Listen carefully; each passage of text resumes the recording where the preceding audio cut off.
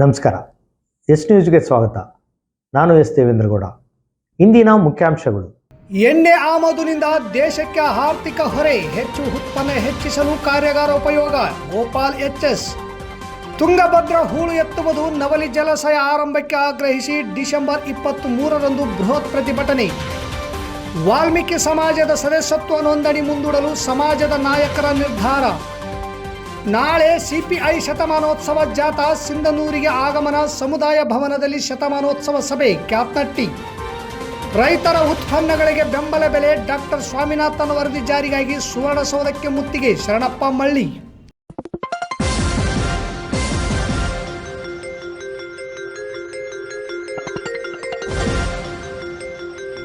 S news, ಇದು ನಿಮ್ಮ ಧ್ವನಿ. ವಾರ್ತೆಗಳ ವಿವರ. ಬದಲಾದ ಈಗಿನ ಪ್ರಸ್ತುತ ದಿನಗಳಲ್ಲಿ ಎಣ್ಣೆಯ ಉತ್ಪನ್ನಗಳ ಉತ್ಪಾದನೆ ಕಡಿಮೆಯಾಗಿದ್ದು, ಇದರ ಮಾಹಿತಿ ನೀಡಲು ಮತ್ತು ಎಣ್ಣೆ ಉತ್ಪಾದನೆ ಹೆಚ್ಚಿಸಲು ರೈತರಿಗೆ ತಿಳಿಸುವ ಈ ಮಹತ್ವದ ಕಾರ್ಯಾಗಾರವು ಅರ್ಥಗರ್ಭಿತವಾಗಿದೆ ಎಂದು ಕೆಒಎಫ್ ವ್ಯವಸ್ಥಾಪಕ ನಿರ್ದೇಶಕ ಗೋಪಾಲ್ ಎಚ್ಎಸ್ ಹೇಳಿದರು. ನಗರದ ಜೈನ್ ಕಲ್ಯಾಣ ಮಂಟಪದಲ್ಲಿ ಶುಕ್ರವಾರ ಹಮ್ಮಿಕೊಂಡಿದ್ದ ಕೃಷಿ ಇಲಾಖೆ ಹಾಗೂ ಕರ್ನಾಟಕ ಸಹಕಾರಿ ಎಣ್ಣೆ ಬೀಜ ಬೆಳೆಗಾರರ ಮಹಾಮಂಡಳಿ ಸಹಯೋಗದಲ್ಲಿ NMEOS ಯೋಜನೆ ಅಡಿಯಲ್ಲಿ ರೈತರಿಗೆ ಜಿಲ್ಲಾ ಮಟ್ಟದ ಕಾರ್ಯಾಗಾರ ಅಧ್ಯಕ್ಷತೆಯನ್ನು ಜಿಲ್ಲಾ ಜಂಟಿ ಕೃಷಿ ನಿರ್ದೇಶಕರಾದ ಪ್ರಕಾಶ್ ಚೌಹಾಣ್ ವಹಿಸಿಕೊಂಡು ಮಾತನಾಡಿದ ಅವರು, ದೇಶದಲ್ಲಿ ಎಣ್ಣೆ ಉತ್ಪನ್ನ ಕಡಿಮೆಯಾಗಿದೆ. ಕೊರತೆ ಸರಿದೂಗಿಸಲು ಅನೇಕ ವಿದೇಶಗಳಿಂದ ಆಮದು ಮಾಡಿಕೊಳ್ಳುತ್ತಿದ್ದು, ಇದು ದೇಶಕ್ಕೆ ಆರ್ಥಿಕ ಹೊರೆ. ಇದನ್ನು ತಪ್ಪಿಸಲು ಎಣ್ಣೆಕಾಳುಗಳ ಬೆಳೆಗಳ ನಿರ್ವಹಣೆಯ ಕುರಿತು ಕಾರ್ಯಾಗಾರವನ್ನು ಹಮ್ಮಿಕೊಂಡಿದ್ದು ಮಹತ್ವದ್ದಾಗಿದೆ. ಆರೋಗ್ಯಯುತ ಮಣ್ಣಿನ ಮೌಲ್ಯ 0.7, ಇದಕ್ಕಿಂತ ಕಡಿಮೆ ಇರಬಾರದು ಅಥವಾ ಹೆಚ್ಚು ಆಗಬಾರದು. ಮನುಷ್ಯರಿಗೆ BP, ಶುಗರ್ ಇದ್ದಂತೆ ಭೂಮಿ, ಮಣ್ಣು ಆರೋಗ್ಯಕರವಾಗಿದ್ದಾಗ ಮಾತ್ರ ಉತ್ತಮ ಬೆಳೆಯನ್ನು ಬೆಳೆಯಲು ಸಾಧ್ಯ. ಭೂಮಿಯ ಗುಣಧರ್ಮದ ಆಧಾರದಲ್ಲಿ ಬೆಳೆಯ ಇಳುವರಿ ಬರುತ್ತದೆ ಎಂದರು. ಸಿಂಧನೂರು ಕೃಷಿಕ ಸಮಾಜದ ಅಧ್ಯಕ್ಷ ಹೊನ್ನನಗೌಡ ಬೆಳಗುರಿಕೆ ಮಾತನಾಡಿ, ರೈತರು ಬರೀ ಭತ್ತವನ್ನೇ ಹೆಚ್ಚು ಬೆಳೆಯುತ್ತಿದ್ದಾರೆ. ಕಾರಣ ಕೂಲಿ ಕಾರ್ಮಿಕರ ಸಮಸ್ಯೆ. ಬೇರೆ ತಳಿ ಬೆಳೆಗಳನ್ನು ಬೆಳೆದರೆ ಹೆಚ್ಚು ಕೆಲಸವಿರುತ್ತದೆ. ಕೂಲಿ ಕಾರ್ಮಿಕರು ಸಿಗುವುದು ಈಗ ವಿರಳವಾಗಿದೆ. ರೈತರು ಭತ್ತ ಒಂದನ್ನೇ ನೆಚ್ಚಿಕೊಳ್ಳದೆ ಪರ್ಯಾಯ ಬೆಳೆಗಳನ್ನು ಬೆಳೆದು ಫಲವತ್ತಾದ ಈ ಭೂಮಿಯನ್ನು ಉಳಿಸಿಕೊಳ್ಳಬೇಕಾಗಿದೆ. ಜೊತೆಗೆ ರೈತರು ಬೆಳೆದ ಬೆಳೆಗೆ ಸರಿಯಾದ ಮಾರುಕಟ್ಟೆ ಸಿಕ್ಕಾಗ ಮಾತ್ರ ರೈತ ಅಭಿವೃದ್ಧಿ ಹೊಂದಲು ಸಾಧ್ಯ ಎಂದು ತಿಳಿಸಿದರು. ಕಾರ್ಯಾಗಾರದಲ್ಲಿ ರೈತರು ಭಾಗವಹಿಸಿ ಬೆಳೆಗಳ ಬಗ್ಗೆ ಮಾಹಿತಿ ಪಡೆದು ಬೆಳೆಯುವ ಬೆಳೆಗಳ ಬಗ್ಗೆ ತಮಗಿದ್ದ ಆತಂಕ, ಅನುಮಾನಗಳ ಕುರಿತು ಕಾರ್ಯಾಗಾರದಲ್ಲಿ ಮಾತನಾಡಿ ಮಾಹಿತಿಯನ್ನು ತಿಳಿದುಕೊಂಡರು. ಈ ವೇಳೆ ಕೃಷಿ ಪರಿಕರ ಮಾರಾಟಗಾರರ ಸಂಘದ ಅಧ್ಯಕ್ಷ ಭೀಮನಗೌಡ ಗೊರೆಬಾಳ್, ಜಿಲ್ಲಾ ಉಪ ಕೃಷಿ ನಿರ್ದೇಶಕ ನಹೀಂ ಹುಸೇನ್, ಕೃಷಿ ನಿರ್ದೇಶಕ ಮುತ್ತುರಾಜ್, ಕೃಷಿ ವಿಶ್ವವಿದ್ಯಾಲಯ ಉಪನ್ಯಾಸಕ ಡಾಕ್ಟರ್ ಬಸವಣ್ಣಪ್ಪ, ಬೇಸಾಯ ಶಾಸ್ತ್ರಜ್ಞ ಡಾಕ್ಟರ್ ಉಮೇಶ್, ಮಣ್ಣು ವಿಜ್ಞಾನಿ ಡಾಕ್ಟರ್ ಶ್ರೀನಿವಾಸ್, ತಾಲೂಕು ಸಹಾಯಕ ಕೃಷಿ ನಿರ್ದೇಶಕ ರುದ್ರಗೌಡ, ಮಲ್ಲಿಕಾರ್ಜುನ್ ದಡಿಸೂಗೂರ್ ವೇದಿಕೆ ಮೇಲೆ ಉಪಸ್ಥಿತರಿದ್ದರು.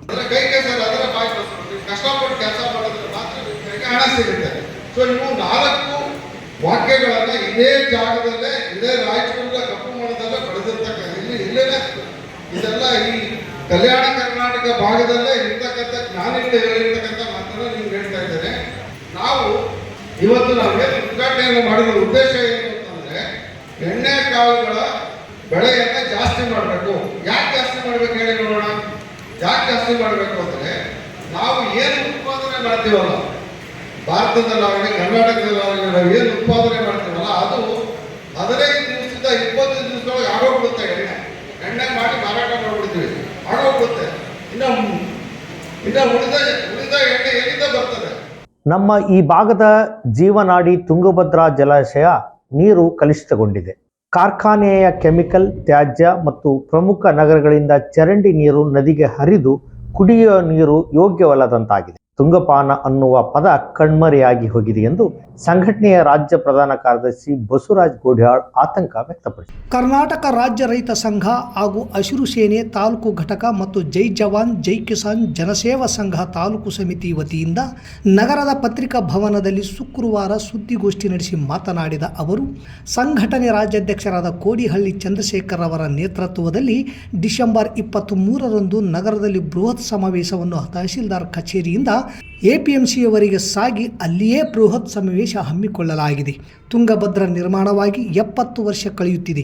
ಪ್ರತಿ ವರ್ಷವೂ ಡ್ಯಾಮ್ ತನ್ನ ಶಕ್ತಿ ಕಳೆದುಕೊಳ್ಳುತ್ತಿದೆ. ಅಧಿಕಾರಿಗಳ ಮತ್ತು ಜನಪ್ರತಿನಿಧಿಗಳ ನಿರ್ಲಕ್ಷ್ಯದಿಂದ ಕ್ರಸ್ಟ್ ಗೇಟ್ ಕಿತ್ತು ಹೋಗಿ 1.5 ವರ್ಷ ಮುಗಿಯಿತು. 2ನೇ ಬೆಳೆಗೆ ನೀರು ಕೊಡದೆ ರೈತರನ್ನು ಬೀದಿಗೆ ತಳ್ಳುತ್ತಿದ್ದಾರೆ.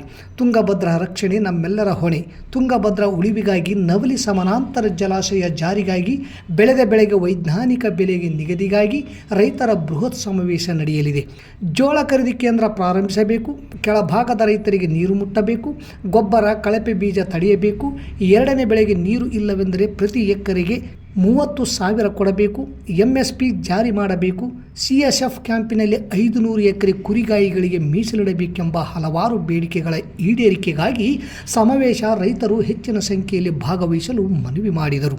ಈ ವೇಳೆ ಜೈ ಜವಾನ್ ಜೈ ಕಿಸಾನ್ ಸಂಸ್ಥಾಪಕ ಅಧ್ಯಕ್ಷ ವೀರಭದ್ರಯ್ಯ ಸ್ವಾಮಿ, ವೆಂಕಯ್ಯ ಶ್ರೇಷ್ಠಿ, ತಾಲೂಕು ಕಾರ್ಯಾಧ್ಯಕ್ಷ ನಿರುಪಾದಿ ಅಡ್ಡಿ, ತಾಲೂಕು ಅಧ್ಯಕ್ಷ ನಾಗರಾಜ್ ಬಿಂಗಿ, ಯಮನಪ್ಪ ಪಗರ್ದಿನ್ನಿ, ಜಿಲ್ಲಾ ಗೌರವಾಧ್ಯಕ್ಷ ಮಲ್ಲಯ್ಯಸ್ವಾಮಿ, ಅಮರೇಗೌಡ ಬಾದರ್ಲಿ, ರವಿ ಸೇರಿದಂತೆ ಅನೇಕರಿದ್ದರು.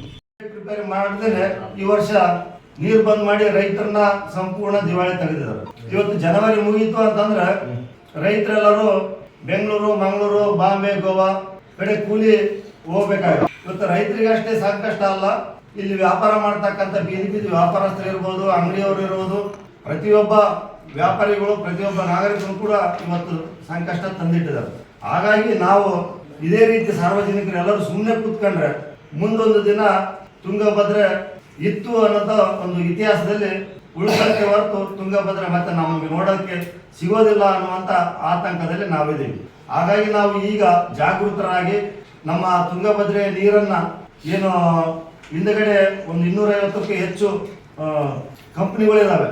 ಆ ಕಂಪ್ನಿಯ ಕೆಮಿಕಲ್ ವಾಟರ್ ಎಲ್ಲಷ್ಟು ತುಂಗಭದ್ರಾ ನದಿ ನೀರಿಗೆ ಬರೋದ್ರಿಂದ ಮತ್ತು ಮೇಲ್ಗಡೆ ಇರ್ತಕ್ಕಂಥ ದೊಡ್ಡ ದೊಡ್ಡ ನಗರಗಳ ಚರಂಡಿಯ ನೀರು ಬರೋದ್ರಿಂದ ಸಂಪೂರ್ಣ ನೀರು ಕಲುಷಿತ ಆಗಿ ಇವತ್ತು ಕುಡಿಯೋಕ್ಕೆ ಯೋಗ್ಯ ಇಲ್ಲದಂತ ಆಗಿದೆ. ಹಾಗಾಗಿ ಇವತ್ತು ಅವೆಲ್ಲವನ್ನು ನಾವು ತಡೆಗಟ್ಟಿ ಮತ್ತೆ ನಮ್ಮ ತುಂಗಭದ್ರವನ್ನು ನಾವು ನೀರನ್ನು ಸ್ವಚ್ಛವಾದ ನೀರಾಗಿ ನಾವು ಮಾಡಬೇಕಾದಂಥ ಕೆಲಸ ನಮ್ಮೆಲ್ಲ ಸಾರ್ವಜನಿಕರ ಜವಾಬ್ದಾರಿ ಇದೆ. ಈ ಭಾಗದ ತುಂಗಭದ್ರಾ ವ್ಯಾಪ್ತಿಯ ಭಾಗದ ಪ್ರತಿಯೊಬ್ಬ ನಾಗರಿಕನ ಜವಾಬ್ದಾರಿ. ಶ್ರೀ ಮಹರ್ಷಿ ವಾಲ್ಮೀಕಿ ನಾಯಕ ಸಂಘದ ಮಾಜಿ ಅಧ್ಯಕ್ಷ ರಾಜೀನಾಮೆ ನೀಡಿ ಸಂಘಕ್ಕೆ ಯಾವುದೇ ದಾಖಲೆಗಳು ಮತ್ತು ಲೆಕ್ಕಪತ್ರ ನೀಡಿಲ್ಲ. ಕಾರಣ ಸಂಘಕ್ಕೆ ದಾಖಲೆಗಳು ನೀಡುವವರೆಗೂ ತಾಲೂಕಿನ ಎಲ್ಲ ಹಳ್ಳಿಗಳ ಸಮಾಜದವರನ್ನು ಕರೆದು ವಾಲ್ಮೀಕಿ ಮೂರ್ತಿ ಪ್ರತಿಷ್ಠಾಪನೆ ಸದಸ್ಯತ್ವ ಅಭಿಯಾನದ ಬಗ್ಗೆ ಚರ್ಚಿಸಿ ಅಭಿಪ್ರಾಯ ಪಡೆದು ಸದಸ್ಯತ್ವ ದಿನಾಂಕ ಪ್ರಕಟಿಸಲಾಗುವುದೆಂದು ವೆಂಕಟೇಶ್ ನಾಯಕ್ ಹೇಳಿದರು. ನಗರದ ಪತ್ರಿಕಾ ಭವನದಲ್ಲಿ ಶುಕ್ರವಾರ ಸುದ್ದಿಗೋಷ್ಠಿ ನಡೆಸಿ ಮಾತನಾಡಿದ ಅವರು, ತಾಲೂಕು ಘಟಕಕ್ಕೆ ತಾಲೂಕಿನ ಸಮಸ್ತ ನಾಯಕ ಸಮಾಜದ ಬಂಧುಗಳಿಗೆ ತಿಳಿಸದೆ ಏಕಾಏಕಿಯಾಗಿ ಸಮಾಜದ ಮುಖಂಡರು ಡಿಸೆಂಬರ್ 2ರಂದು 2ನೇ ಬಾರಿಗೆ ಸುದ್ದಿಗೋಷ್ಠಿ ನಡೆಸಿದ್ದಾರೆ. ಈಗಾಗಲೇ ಕಳೆದ ವರ್ಷ 2024 ಡಿಸೆಂಬರ್ 14ರಂದು ಸಭೆ ನಡೆಸಿ ಸಮಾಜದವರಿಗೆ ಗಮನಕ್ಕೆ ತರದೆ ಸದಸ್ಯತ್ವ ನೋಂದಣಿ ಅಭಿಯಾನ ನಡೆಸಿದ್ದರು. ಇದನ್ನು ಮುಂದೂಡಲು 2024 ಡಿಸೆಂಬರ್ 18ರಂದು ಪತ್ರಿಕೆ ಹೇಳಿಕೆ ನೀಡಿದ್ದೇವೆ. ಈ ಬಾರಿ ಮಳೆಯ ಅತಿವೃಷ್ಟಿಯಿಂದ ಬೆಳೆದ ಬೆಳೆ ಕಳೆದುಕೊಂಡು ಕಂಗಾಲಾಗಿದ್ದಾರೆ. ಈ ಸಂದರ್ಭದಲ್ಲಿ ಬಡ ಸಮುದಾಯಕ್ಕೆ 25,000, 11,000, 5,000ದಂತೆ ಸದಸ್ಯತ್ವ ಅಭಿಯಾನ ಅವಶ್ಯಕತೆ ಇಲ್ಲ. ಸಿಂಧನೂರು ನಗರದಲ್ಲಿ ವಾಲ್ಮೀಕಿ ಮೂರ್ತಿ ಪ್ರತಿಷ್ಠಾಪನೆ ಮಾಡುವವರೆಗೆ ಸದಸ್ಯತ್ವ ಅಭಿಯಾನ ಮುಂದೂಡಲು ಸಮಾಜದ ಬಂಧು ಬಾಂಧವರು ಫೋನ್ ಮೂಲಕ ತಿಳಿಸಿದ್ದಾರೆ ಎಂದರು. ಈ ವೇಳೆ ಗೌರವಾಧ್ಯಕ್ಷ ದೊಡ್ಡ ಅಮರಯ್ಯ ವಲ್ಕಮ್ ದಿನ್ನಿ, ಉಪಾಧ್ಯಕ್ಷ ಓಬಳೇಶ ನಾಯಕ್ ಗೋರೆಬಾಳ್, ಸಂಘಟನಾ ಕಾರ್ಯದರ್ಶಿ ಕುಪ್ಪೇಂದ್ರ ನಾಯಕ್, ಸಹ ಕಾರ್ಯದರ್ಶಿ ಗಂಗಯ್ಯ ನಾಯಕ್ ಎದ್ದಲದೊಡ್ಡಿ, ಖಜಾಂಚಿ ತಿಮ್ಮಣ್ಣ ನಾಯಕ್ ಮಲ್ಲಾಪುರ್, ಸದಸ್ಯರಾದ ಯಮನೂರ್ ನಾಯಕ್ ಮುಳ್ಳೂರ್, ವೆಂಕಟೇಶ್ ದೊರೆ, ವಿಶ್ವನಾಥ ನಾಯಕ್, ಮಲ್ಲಯ್ಯ ನಾಯಕ್, ಫಕೀರಪ್ಪ ನಾಯಕ್ ಸೇರಿದಂತೆ ಅನೇಕರಿದ್ದರು. ಕ್ಷೇತ್ರದ ಸಮಸ್ತ ವಾಲ್ಮೀಕಿ ಸಮಾಜದ ಬಂಧುಗಳಿಂದ ದೂರವಾಣಿ ಕರೆ ಮೂಲಕ ನಮಗೆ ಸಾಕಷ್ಟು ಜನ ಫೋನ್ ಮಾಡಿದ್ದಾರೆ, ತಿಳಿಸಿದ್ದಾರೆ ಸದಸ್ಯತ್ವ ಅಭಿಯಾನವನ್ನು ಮುಂದೂಡ್ರಿ. ಯಾಕಂದ್ರೆ ಒಂದು ಸಾಮಾನ್ಯ ಸಭೆ ಕೈಲಾರದೆ ಏಕಾಏಕಿಯಾಗಿ ಸದಸ್ಯತ್ವ ಅಭಿಯಾನವನ್ನು ಮಾಡಿದ್ದಾರೆ. ಇದು ಪೀರಿಯಡ್ಸ್ ಮಾಡಿದ್ದು ತಿಳಿಸಿಲ್ಲ. ಮತ್ತೆ ಈ ಸಂದಿಗ್ಧ ಪರಿಸ್ಥಿತಿ, ಯಾಕೆಂದ್ರೆ ಇದು ಸರ್ಕಾರವು ಎಡೆಗಳಿಗೆ ನೀರಿಲ್ಲ ಅಂತ ಹೇಳಿದೆ. ಜೊತೆಗೆ ಮಳೆ ಅತಿವೃಷ್ಟಿಯಿಂದ ಬೆಳೆಯನ್ನು ಕಳ್ಕೊಂಡಿದ್ದೀವಿ. ಸಮಾಜದ ಎಲ್ಲ ಸಮುದಾಯದ ಬಂಧುಗಳನ್ನು ಕಳ್ಕೊಂಡಿದ್ದಾರೆ. ಜೊತೆಗೆ ನಮ್ಮ ಸಮುದಾಯವು ಸಹ ಬಡ ಸಮಾಜ. ಭಾರತ ಕಮ್ಯುನಿಸ್ಟ್ ಪಕ್ಷ ಸಂಸ್ಥಾಪನೆಗೊಂಡು 100 ವರ್ಷಗಳಾದ ಸಂದರ್ಭದಲ್ಲಿ ರಾಜ್ಯಾದ್ಯಂತ ಶತಮಾನೋತ್ಸವ ಜಾಥಾ ಹಮ್ಮಿಕೊಂಡಿದ್ದು, ಕೆಜಿಎಫ್ನಿಂದ ಪ್ರಾರಂಭವಾದ ಈ ಜಾಥಾ ಡಿಸೆಂಬರ್ 6ರಂದು ಸಿಂಧನೂರು ನಗರಕ್ಕೆ ಆಗಮಿಸಿದೆ.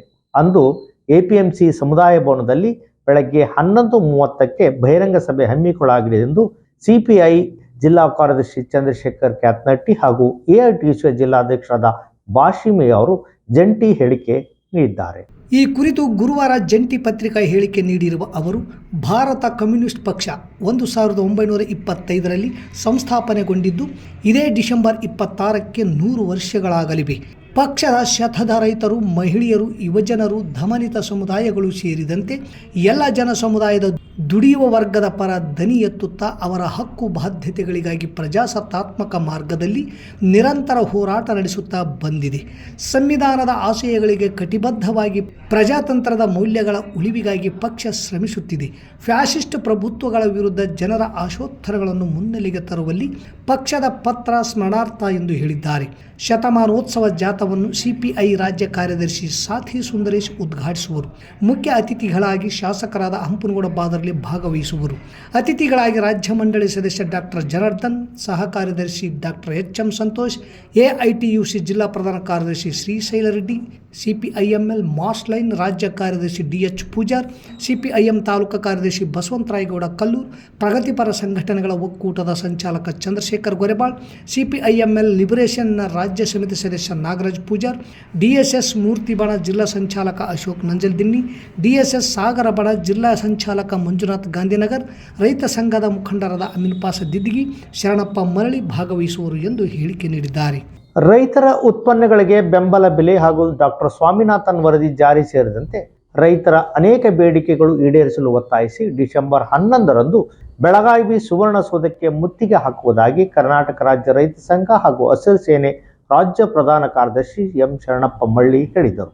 ರಾಯಚೂರಿನ ಪತ್ರಿಕಾ ಭವನದಲ್ಲಿ ಸುದ್ದಿಗೋಷ್ಠಿಯಲ್ಲಿ ಮಾತನಾಡಿದ ಅವರು, ಸರ್ಕಾರಗಳ ನಿರ್ಲಕ್ಷ್ಯದಿಂದ ದಿನೇ ದಿನೇ ರೈತರ ಆತ್ಮಹತ್ಯೆಗಳ ಸಂಖ್ಯೆಯೂ ಹೆಚ್ಚಾಗುತ್ತಿವೆ. ರೈತರು ಬೆಳೆದ ಬೆಳೆಗೆ ಕನಿಷ್ಠ ಬೆಂಬಲ ಬೆಲೆ ಸಿಗದೆ ರೈತರು ದಿವಾಳಿಯಾಗಿದ್ದಾರೆ. ಪ್ರತಿ ವರ್ಷ ರೈತರು ಪ್ರತಿಭಟನೆ ಮಾಡಿದ ನಂತರ ಖರೀದಿ ಕೇಂದ್ರಗಳು ಪ್ರಾರಂಭಿಸುವ ಹಾಗೂ ರೈತರು ನೋಂದಣಿ ನೆಪ ಹೇಳಿ ತಿಂಗಳಾನುಗಟ್ಟಲೆ ತಡ ಮಾಡುತ್ತಿರುವುದರಿಂದ ಮೊದಲೇ ಸಾಲದಲ್ಲಿರುವ ರೈತ ಸಿಕ್ಕಷ್ಟು ಬೆಲೆಗೆ ಮಾರುಕಟ್ಟೆಯಲ್ಲಿ ಬೆಳೆ ಮಾರಿಕೊಂಡ ಮೇಲೆ ಖರೀದಿ ಕೇಂದ್ರ ಪ್ರಾರಂಭ ಆಗಿವೆ. ಇದರಿಂದ ರೈತನಿಗೆ ಏನು ಲಾಭವಿಲ್ಲ, ವ್ಯಾಪಾರಸ್ಥರಿಗೆ ಲಾಭವಾಗುತ್ತಿದೆ ಎಂದರು. ಈಗಿರುವ ಕನಿಷ್ಠ ಬೆಂಬಲ ಬೆಲೆಗೆ ಯಾವ ಮಾನದಂಡವೂ ಇರುವುದಿಲ್ಲ. ಇದು ಅವೈಜ್ಞಾನಿಕ ಕನಿಷ್ಠ ಬೆಂಬಲ ಬೆಲೆಯಾಗಿದೆ. ಬರ, ನೆರೆ, ಅತಿವೃಷ್ಟಿಯಿಂದ ಅಕಾಲಿಕ ಮಳೆ, ಹವಾಮಾನ ವೈಪರೀತ್ಯದಿಂದ ಬೆಳೆ ನಷ್ಟವಾಗಿ ರೈತರು ಸಂಕಷ್ಟಕ್ಕೆ ಸಿಲುಕಿ ಆತ್ಮಹತ್ಯೆ ಮಾಡಿಕೊಳ್ಳುತ್ತಿದ್ದಾರೆ. ರಾಜಕಾರಣಿಗಳು ರೈತರ ಆತ್ಮಹತ್ಯೆ ತಡೆಯಲು ಶಾಶ್ವತ ಪರ್ಯಾಯ ಮಾರ್ಗ ಕಂಡುಕೊಳ್ಳುವ ಬದಲು ರೈತರ ಕುಟುಂಬಗಳಿಗೆ ಪರಿಹಾರ ನೀಡಿ ಕೈ ತೊಳೆದುಕೊಳ್ಳುತ್ತಿರುವುದು ನಾಚಿಕೆಗೇಡಿನ ವಿಷಯವಾಗಿದೆ. ರೈತರ ಆತ್ಮಹತ್ಯೆ ತಡೆಯಲು ರಾಜ್ಯ ಸರ್ಕಾರ ಮತ್ತು ಕೇಂದ್ರದ ಮಂತ್ರಿಗಳು, ಸಂಸದರು ಕೇಂದ್ರ ಸರ್ಕಾರದ ಮೇಲೆ ಒತ್ತಡ ತಂದು ಡಾಕ್ಟರ್ ಎಂ.ಎಸ್. ಸ್ವಾಮಿನಾಥನ್ ವರದಿ ಜಾರಿಗೆ ತರಬೇಕು. ಎಪಿಎಂಸಿಗಳಲ್ಲಿ ಕಡಿಮೆ ಬೆಲೆಗೆ ಬೆಳೆ ಉತ್ಪನ್ನಗಳನ್ನು ಖರೀದಿಸದಂತೆ ವರ್ತಕರಿಗೆ ಕಟ್ಟುನಿಟ್ಟಿನ ಕಾನೂನು ಜಾರಿಗೆ ತರಬೇಕು. ತುಂಗಭದ್ರಾ ಜಲಾಶಯದ ಕ್ರಸ್ಟ್ ಗೇಟ್ಗಳನ್ನು ಮೇ ತಿಂಗಳ ಒಳಗೆ ಅಳವಡಿಸಬೇಕು ಸೇರಿದಂತೆ ಅನೇಕ ರೈತರ ಬೇಡಿಕೆಗಳು ಈಡೇರಿಸಲು ಒತ್ತಾಯಿಸಿ ಕರ್ನಾಟಕ ರಾಜ್ಯ ರೈತ ಸಂಘ ಹಾಗೂ ಹಸಿರು ಸೇನೆ ರಾಜ್ಯಾಧ್ಯಕ್ಷ ಚುನಪ್ಪ ಪೂಜಾರಿ ಅವರ ನೇತೃತ್ವದಲ್ಲಿ ಡಿಸೆಂಬರ್ 11ರಂದು ಬೆಳಗಾವಿ ಸುವರ್ಣಸೌಧಕ್ಕೆ ಮುತ್ತಿಗೆ ಹಾಕುವುದಾಗಿ ತಿಳಿಸಿದರು. ಈ ಸಂದರ್ಭದಲ್ಲಿ ಜಿಲ್ಲಾಧ್ಯಕ್ಷ ರಾಮಯ್ಯ ಜವಳಗೇರ, ಚನ್ನಪ್ಪ ಹುಣಸಿಯಾಳೂಡ, ನರಸಪ್ಪ ದೇವಸೂಗೂರ್, ತಿಮ್ಮಣ್ಣ ಭೋವಿ, ಲಾಲ್ ಸಾಬ್ ನಾಡಗೌಡ, ನಿಂಗಪ್ಪ ವಡ್ಲೂರ್, ವೆಂಕಟೇಶ್ ಸಂತೆಕಲ್ಲೂರು ಸೇರಿದಂತೆ ಅನೇಕರು ಉಪಸ್ಥಿತರಿದ್ದರು. ತಾಲೂಕಿನ ಚನ್ನಳ್ಳಿ ಗ್ರಾಮದ ಶ್ರೀ ಶರಣಬಸವೇಶ್ವರ ರಥೋತ್ಸವವು ಗುರುವಾರದಂದು ಸಂಜೆ ಸಂಭ್ರಮ ಸಡಗರದಿಂದ ಅದ್ದೂರಿಯಾಗಿ ಜರುಗಿತು. ಶ್ರೀ ಶರಣಬಸವೇಶ್ವರ ಮೂರ್ತಿಗೆ ಮಹಾರುದ್ರಾಭಿಷೇಕ, ಸಹಸ್ರ ಬಿಲ್ವ ಅರ್ಚನೆ, ವಿಶೇಷ ಪೂಜಾ ಕೈಂಕರ್ಯಗಳು ನೆರವೇರಿದವು. ಮಧ್ಯಾಹ್ನದಂದು ಸಕಲ ಭಕ್ತರಿಗೆ ಅನ್ನದಾಸೋಹ ನಡೆಯಿತು. ಸಂಜೆ ಶ್ರೀ ಶರಣಬಸವೇಶ್ವರ ರಥೋತ್ಸವವು ಕನಕಗಿರಿಯ ಸುವರ್ಣಗಿರಿ ವಿರಕ್ತ ಮಠದ ಡಾಕ್ಟರ್ ಚನ್ನಮಲ್ಲ ಸ್ವಾಮೀಜಿ, ಬೂದುಗುಂಪದ ಕೊಟ್ಟೂರು ಸ್ವಾಮಿ, ವಿರಕ್ತ ಮಠದ ಸಿದ್ದೇಶ್ವರ ಸ್ವಾಮೀಜಿ ಚಾಲನೆ ನೀಡಿದರು. ವಿಶೇಷವಾಗಿ ರಥವನ್ನು ಮಹಿಳೆಯರು ಎಳೆದು ಭಕ್ತಿ ಪರಕಾಷ್ಠೆ ಮೆರೆದರು. ಭಕ್ತರು ಉದ್ಘೋಷ ಹಾಕಿದರು. ರಥೋತ್ಸವವು ಬಸವಣ್ಣನ ಪಾದಗಟ್ಟೆಯವರೆಗೆ ಸಾಗಿ ಬಂದು ಪುನಃ ದೇವಸ್ಥಾನದ ಆವರಣಕ್ಕೆ ಬಂದು ತಲುಪಿತು. ರಥೋತ್ಸವ ಕಾರ್ಯಕ್ರಮದಲ್ಲಿ ಶಾಸಕರಾದ ಹಂಪನಗೌಡ ಬಾದರ್ಲಿ, ದೇವಸ್ಥಾನ ಸಮಿತಿ ಅಧ್ಯಕ್ಷ ಪ್ರಹ್ಲಾದ್ ರೆಡ್ಡಿ ಕೆಂಗಲ್, ಶಿವಲಿಂಗಯ್ಯ ಸ್ವಾಮಿ ಅಂಚನಾಳ್ ಕ್ಯಾಂಪ್, ಕುಮಾರಸ್ವಾಮಿ ಹಿರೇಮಠ್, ತಲೆಕಾನ್ ವೀರಭದ್ರಸ್ವಾಮಿ ಹಿರೇಮಠ್, ಪ್ರವಚನಕಾರ ಶೇಖರಯ್ಯ ಸ್ವಾಮಿ ಹೊಸಮಠ, ಸಂಗೀತಗಾರ ಶಶಿಧರ ಹಿರೇಮಠ್, ತಬಲವಾದಕ ವೀರೇಶ್ ಹಿರೇಮಠ್, ಮಲ್ಲಪ್ಪ ಬ್ಯಾಗವಾಟ್, ವಿಷ್ಣುವರ್ಧನ್ ರೆಡ್ಡಿ, ಜಿ ಹನುಮಂತ ರೆಡ್ಡಿ, ದಶರಥ ರೆಡ್ಡಿ, ಚನ್ನಳ್ಳಿ, ದೇವಿ ಕ್ಯಾಂಪ್, ಸಿದ್ರಾಂಪುರ, ಮಾವಿನಮಡು, ಹಂಚಿನಾಳ್, ಕಾರಟಗಿ, ಗಣೇಶ್ ಕ್ಯಾಂಪ್ ಸೇರಿದಂತೆ ಇನ್ನಿತರೆ ಗ್ರಾಮಗಳ ಭಕ್ತರು ಪಾಲ್ಗೊಂಡಿದ್ದರು. ಮತ್ತೊಮ್ಮೆ ಮುಖ್ಯಾಂಶಗಳು. ಎಣ್ಣೆ ಆಮದಿನಿಂದ ದೇಶಕ್ಕೆ ಆರ್ಥಿಕ ಹೊರೆ, ಹೆಚ್ಚು ಉತ್ಪನ್ನ ಹೆಚ್ಚಿಸಲು ಕಾರ್ಯಾಗಾರ ಉಪಯೋಗ. ಗೋಪಾಲ್ ಎಚ್ಎಸ್. ತುಂಗಭದ್ರಾ ಹೂಳು ಎತ್ತುವುದು ನವಲಿ ಜಲಾಶಯ ಆರಂಭಕ್ಕೆ ಆಗ್ರಹಿಸಿ ಡಿಸೆಂಬರ್ 23ರಂದು ಬೃಹತ್ ಪ್ರತಿಭಟನೆ. ವಾಲ್ಮೀಕಿ ಸಮಾಜದ ಸದಸ್ಯತ್ವ ನೋಂದಣಿ ಮುಂದೂಡಲು ಸಮಾಜದ ನಾಯಕರ ನಿರ್ಧಾರ. ನಾಳೆ ಸಿಪಿಐ ಶತಮಾನೋತ್ಸವ ಜಾಥಾ, ಸಿಂಧನೂರಿಗೆ ಆಗಮನ, ಸಮುದಾಯ ಭವನದಲ್ಲಿ ಶತಮಾನೋತ್ಸವ ಸಭೆ, ಕ್ಯಾಪ್ನಟ್ಟಿ. ರೈತರ ಉತ್ಪನ್ನಗಳಿಗೆ ಬೆಂಬಲ ಬೆಲೆ, ಡಾಕ್ಟರ್ ಸ್ವಾಮಿನಾಥನ್ ವರದಿ ಜಾರಿಗಾಗಿ ಸುವರ್ಣಸೌಧಕ್ಕೆ ಮುತ್ತಿಗೆ, ಶರಣಪ್ಪ ಮಳ್ಳಿ. ಇಲ್ಲಿಗೆ ವಾರ್ತಾ ಪ್ರಸಾರ ಮುಕ್ತಾಯವಾಯಿತು. ನಿರಂತರ ಸುದ್ದಿಗಾಗಿ ವೀಕ್ಷಿಸಿ ಎಸ್ ನ್ಯೂಸ್. ಇದು ನಿಮ್ಮ ಧ್ವನಿ. ನಮಸ್ಕಾರ.